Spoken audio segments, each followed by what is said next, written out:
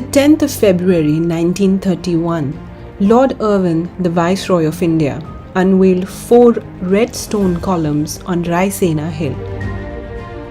These columns, gifts from the British Empire's 4 dominions, Canada, Australia, South Africa and New Zealand, were gestures of friendship and unity, and emphasized India's place within the family of nations that made up the empire. With this ceremony, the first among many, the Viceroy formally inaugurated New Delhi as the new capital of India. Nearly 20 years before, at the Delhi Darbar in 1911, King George V announced the shifting of India's capital from Calcutta to Delhi. The main reason for the move was to enable the government to escape the uncomfortable political atmosphere of Calcutta, marked by violent demonstrations of nationalist sentiment since Lord Curzon's 1905 partition of Bengal. And Delhi seemed like the perfect alternative. First, it would give the government a more central seat of power vis-à-vis the regional coastal locations of Bombay, Calcutta, Madras and Karachi. Second, it had a royal appeal, as it had already served as a capital for many centuries to different empires, including the Mughals. The transfer also provided an opportunity to create a new form of colonial architecture that portrayed the power and permanence of the British Empire. The capital was to be ready within 4 years after the foundation stone was laid in 1911. But things didn't go as planned. The First World War broke out, and it imposed stringent funding constraints along with lack of labor.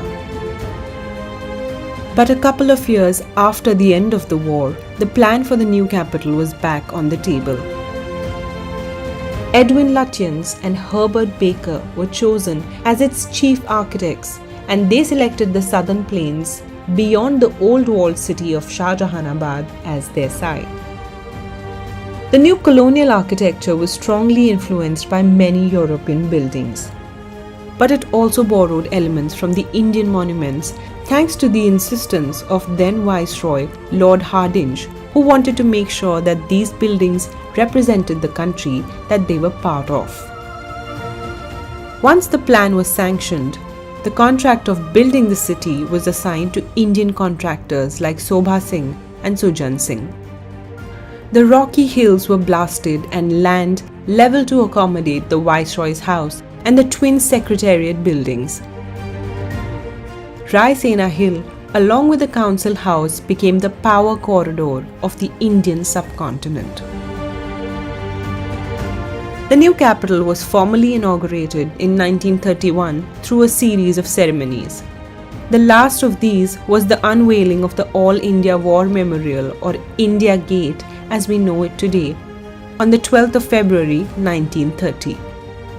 It was built to commemorate the Indians who died in the First World War and the Afghan Wars.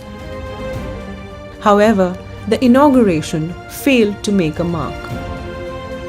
The Times London reported, "It would be idle to pretend that the ceremony had any popular support.